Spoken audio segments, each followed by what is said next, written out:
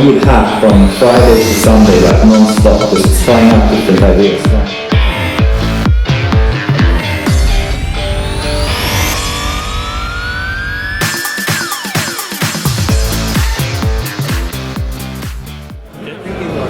So let's start this off. Who are you? Okay, so my name is Frank Meehan. I represent Horizons Ventures, which is the private investment firm of Li Ka-shing, who is one of the top 10 billionaires in the world and has invested in Sweden many times over the years. He, through his vehicle Hutchison Wempower, is one of the main owners of Sweden, or Tre Sverige. And I was also on the board of Spotify for a number of years. We were an early investor in Spotify. And Mr. Lee was also an early investor in Skype before eBay. Okay, congratulations. No, so far so good. Yeah. Okay, so what's your interest now in the Scandinavian tech scene? What do you see happening here?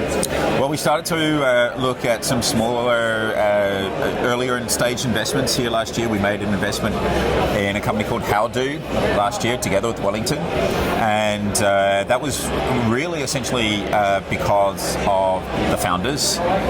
We always find that the founders in Sweden always have this. Sweden has this passion to be very global. You know, it's one of the very few markets in the world that actually thinks very globally. Israel is one of the others, and it's because 8 million people here. There's not much people. We can't sell to everybody here. We've got to sell out to the rest of the world, and that's why you have so many great companies like Ericsson and ABB and Volvo and etc. So it's good to be small, actually.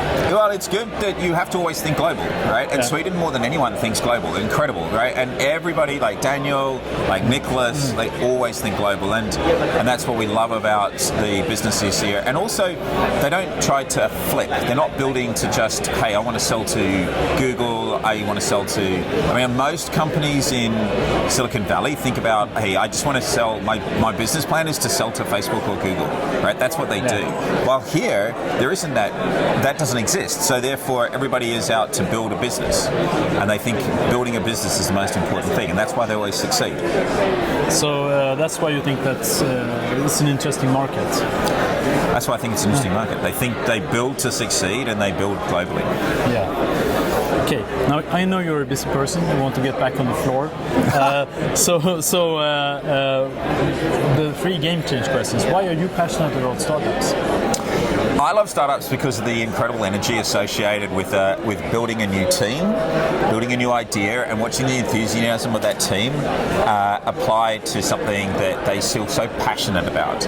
And I just love that. I love that buzz. I was very lucky to be part of the team that put together a company called Sumly recently, which we sold to Yahoo, and that was around a 15-year-old, who was the most incredibly articulate 15-year-old ever on the planet. And he also has some great ideas, right? And it was just incredible, doing that, and you just don't get that opportunity anywhere else. Yeah. So what's the best way to kill a perfectly good startup? So I think there's 2 ways to do that. I mean, one, that the founders don't actually realize their own limitations, or how to get other people involved in the company that will make them successful. They think the worst ones are always the ones who think they can do everything themselves, right? I mean, the ones who are awesome CEO, they're amazing at marketing, they're the best engineers on the planet, and it's like, dude, you're not, right? I mean, there's about 3 people in the world who can pull that one off, and I don't see that in you, right? Yeah. But that's where they get into it, and they go into the little details of everything with everyone. They're not lazy enough, perhaps. Sorry? They're not lazy enough. They should be more lazy. Well, they should just delegate. Yeah. Just, I want to invest in the team. I want to invest in the best marketing person, the best engineer, the best etc., right?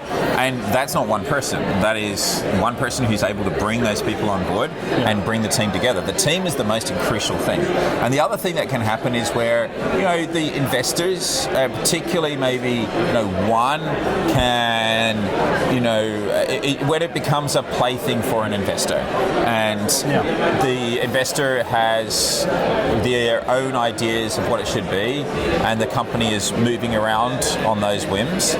That doesn't really work either. But that, it's generally very rare that would ever happen. So it's very much so, I think, normally it comes down to the founding team and not being able to understand how to bring in the talent that will bring them to success.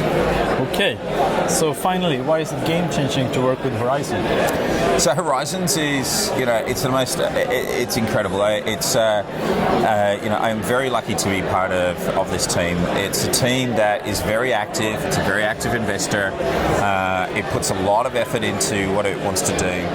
It's very specifically focused about what it wants to do as well. E-commerce is just not on the radar, and we're very much more into deeper technology, data-driven technology. We want to see IP. It's very much about longer-term IP that's built up into a company, and so we're very specific about what we look for, and that works extremely well for us.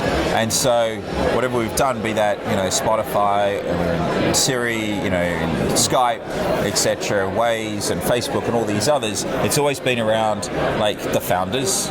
Are the founders able to actually execute the vision, but also articulate the vision? And again, it's very few that can do that. So, but if you become part of this, you become part of an amazing network. We're very actively there to support you. We care about the founders, and we care about how you will, become part of a big thing in the future.